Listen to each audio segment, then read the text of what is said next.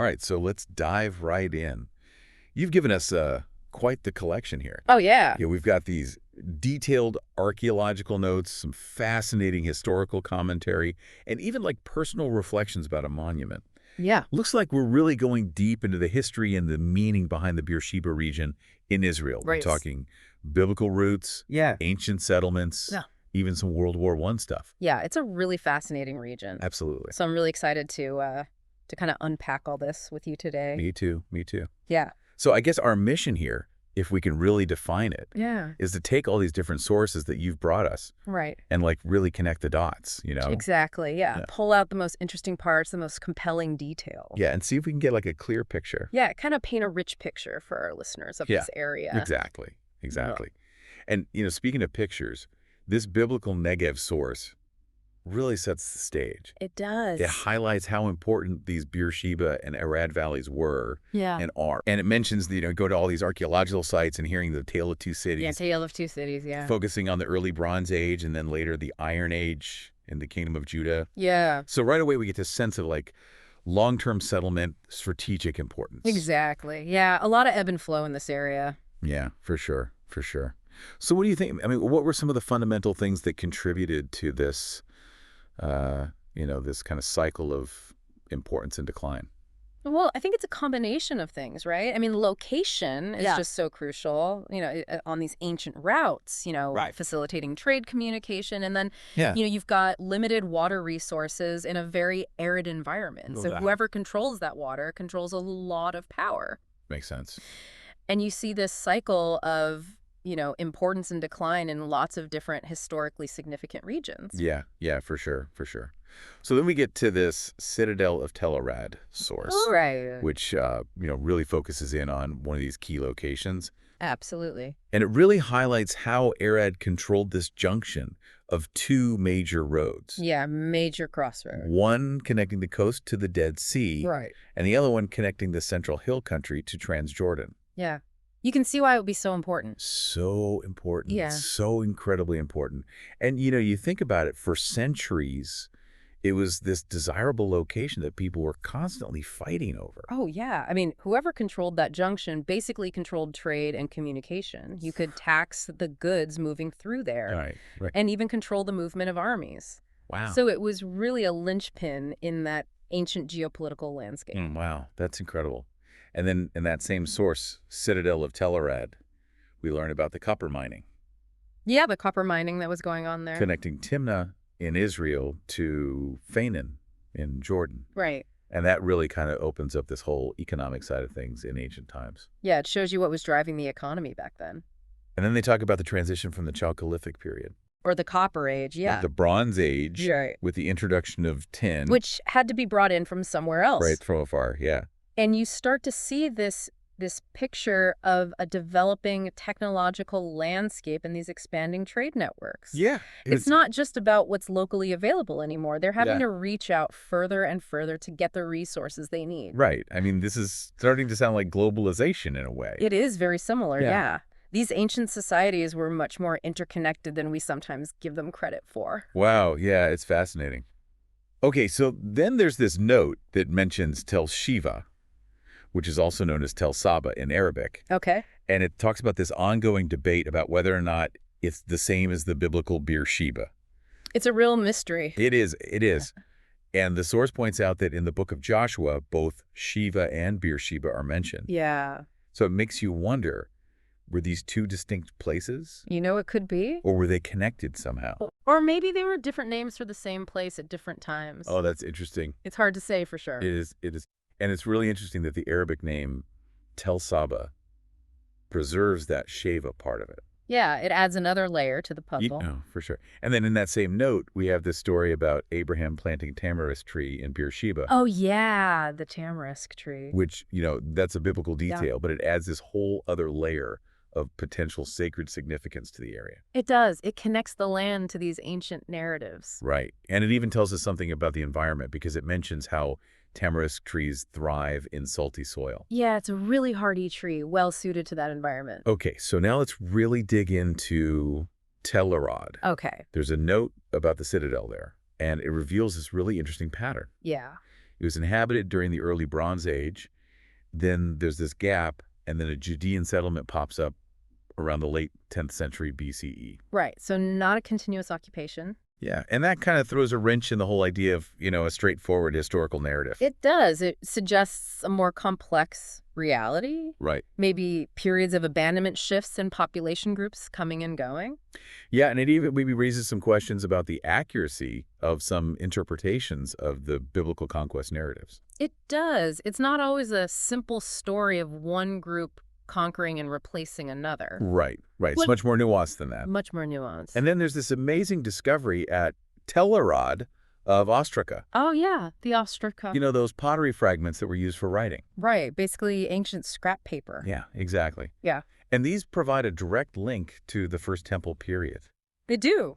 And what's even cooler is they were written in Paleo-Hebrew, Right. which is different from modern Hebrew. It gives us a glimpse into how they communicated back then. I mean, it's incredible to think about the things they were writing on these broken pieces of pottery. It is. These ostraka give us insights into their administrative orders, personal correspondence, maybe even religious notations. It's like holding a piece of their daily lives. Yeah, it really is. And then there's this note about the temple that was found within the Arad citadel.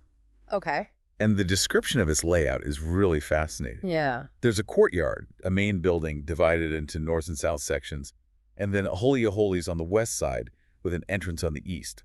Very similar to the layout of the Solomonic Temple in Jerusalem. Exactly, and that suggests that maybe there was a more decentralized religious landscape in the Kingdom of Judah during the First Temple period. Yeah, maybe Jerusalem wasn't the only center of religious authority. Right, and that raises all sorts of questions about how religious practices might have differed in different regions. Yeah, were there variations in rituals, different interpretations of religious law? Yeah, it really challenges this idea of a purely Jerusalem-centric model of worship. Exactly. And then, of course, we have the later abandonment of this temple at Tel Arad, Right. which another note suggests could have been due to the religious reforms under King Hezekiah or Josiah. It fits with the biblical narratives about centralizing worship in Jerusalem. Right, it becomes a key theological and political objective. Exactly. They wanted to create a unified religious identity centered on the capital. So let's shift gears a bit and talk about daily life in ancient Beersheba, specifically at Tel Sheva. Okay. There's a note that describes its urban planning. It was a well-organized Judean town from the 9th to the late 7th centuries BCE, Right. surrounded by a wall with a main gate. More organized than the citadel at Arad. Yeah, and the houses were arranged around this central open area, It's interesting. which the note says could be like a remnant of an early encampment of tents. Yeah, like an echo of their nomadic past. Right, so you see this evolution from maybe scattered settlements or citadels to a more planned urban center. And that suggests a more stable period, a more Yeah. developed society. Right, exactly. And then there's this whole thing about Tel Sheva's water system. It's unbelievable. It is absolutely incredible. They used floodwater diverted from the Hebron stream through this hidden aqueduct. It's amazing. And it filled a series of 5 cisterns. Talk about advanced engineering. I know, and then the water was naturally filtered as it flowed through these cisterns. Providing clean water in a desert environment. I mean, that is just mind-blowing. It really is. It shows a deep understanding of hydrology engineering and resource management. Yeah, they had to overcome so many challenges to build and maintain a system like that. It's a real testament to their ingenuity. Okay, so then there's this note that mentions warehouses near the city gate at Tel Sheva. Right. And that really points to it being a center for trade and administration. The placement of those warehouses is key. They were right where the goods would be coming in. Exactly. And then there's also this discussion of the 4-room house design. Yeah, very typical of Iron Age Israelite settlements. Right, and the possibility of a palace or administrative center. So you have this mix of social uniformity with the houses, Right. but also hints of a hierarchical structure with that larger building, And then we get to this description of the gate system at Tel Sheva. with its outer and inner gates. Yeah, it's a double gate system. Very strategic. Right, and the space between the gates wasn't just for defense. Yeah. It was a public area, a marketplace, a place for legal proceedings. It shows how important the gate was in ancient city life. It was the heart of the community. Yeah, the place where everything happened. There's even mention of a possible chapel with incense altars within the gate. Wow. Yeah, so you have this blending of public and religious life. It wasn't compartmentalized the way we tend to think of it today. Okay, so now let's fast forward a bit Okay. to a much more recent chapter in Beersheba's history. Okay. We have this excerpt from Beersheba Monument, which is a little bit fragmented. Yeah, it's hard to get a clear picture from this one. It is. It mentions a monument and operations in Dover. An interesting combination. And then there's this reference to Nietzsche, which kind of comes out of nowhere. It does make you It wonder. really does. It's like, is there some deeper philosophical connection here that we're missing? It's possible. It hints at a different way of thinking about the region's history. Maybe a more personal or intellectual interpretation. Right? Not just about the physical remains, but also about the ideas associated with the place. Yeah, for sure. For sure. But then we get to the more military history of Beersheba's source. Right. And that gives us a much clearer picture of the area's role in World War I. It does. It mentions a monument to the Turkish soldiers who died in the war. A reminder of the Ottoman presence in the region. Right, and the impact of that conflict on the region's later development. Yeah, it was a turning point in the history of the Middle East. And then there are these reenactments that happen every year on October 31st. The anniversary of the Battle of Beersheba. Right, and they often involve Australians and New Zealanders. Highlighting the Anzac connection. Right, and the source even mentions a museum with air conditioning and clean bathrooms. Always a plus for visitors. Definitely. It's great that they're preserving this history and making it accessible to people. Yeah, absolutely. And there's this note that ties Tel Sheva to the Anzac Trail. Oh, wow. And it talks about the last successful cavalry charge in history. That's incredible. It is. It happened during the surprise attack on Beersheba in 1917. A really pivotal moment in the war. And it's just amazing to think about this ancient site being part of such a significant event in modern military history. It is. It shows how these layers of history are all intertwined. And the Turkish forces used the Beersheba stream and the surrounding hills for strategic advantage. Just like people had done for centuries before. Exactly. It's incredible how those same geographical features played such an important role in both ancient and modern times. It shows how geography can shape history over and over again. Okay, so then we have this note about the Ottoman influence in Beersheba. Okay. It describes it as a planned European-style town. Wow, real shift from what we've been talking about. Right, they built these impressive buildings and even a mosque using stones from ancient Nabatean sites. So you have this blending of different historical periods, Yeah, it's like they're trying to modernize Beersheba. but also drawing on its ancient past. Right, and they mentioned the governor's residence, which is now a museum. Interesting. And there's this whole context of the Ottomans trying to settle the Bedouin tribes. yeah, trying to exert control over these nomadic populations. It's fascinating to see how these different cultures interacted and how power dynamics played out. It adds another layer of complexity to the story. For sure, for sure. And then finally we have the Road to Tel Arad source, Okay. which just reiterates the importance of the Beersheba region as a borderland. From Roman times all the way to the present day. It's always been this place where different powers and different ways of life have come into contact and often clashed. It's a place of both connection and division. Exactly. A crossroads of cultures and empires. So as we wrap up this deep dive, I think what really stands out is this incredible layering of history in the Beersheba region. Yeah, it's a place where millennia of human experience have left their mark. From the biblical patriarchs to the Judean kings to the Ottoman governors and even the Australian and New Zealand soldiers in World War I. It's mind-boggling to think about it all. It is.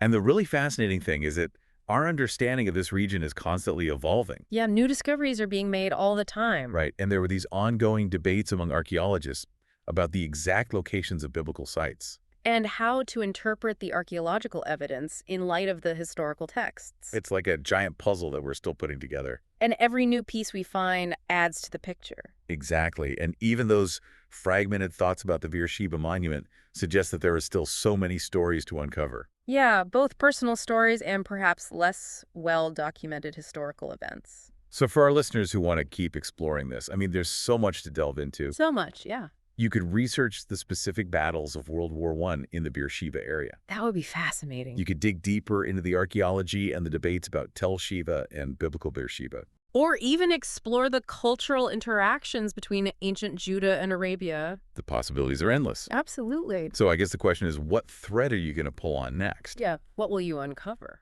And here's a final thought to leave you with. Right. Given how Beersheba has always been this strategic borderland, Right. How do you think its location will continue to shape its identity and its significance in the Middle East today and in the future? It's a question worth pondering. It is. It is.